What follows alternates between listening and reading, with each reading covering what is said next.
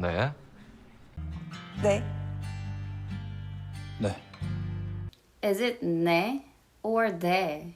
Short answer is ne. If you pronounce it as D sound, it sounds like T good for us, which is another letter.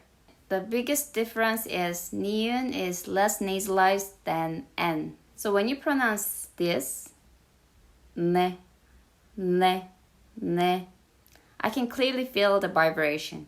But when you pronounce this, ne, ne, I don't really feel the vibration. It's very subtle. So if I'm teaching Korean how to make N sound, I would teach them pronounce niun, but you have to exaggerate.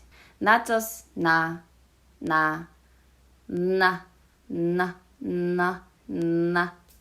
More, you need to make a more nasally sound. So in contrast, when you make na sound, pronounce N more abruptly. Here are some examples. Ne, ne, 네, 네, 나, 나, 나, 나, 너, 너, 너, 너.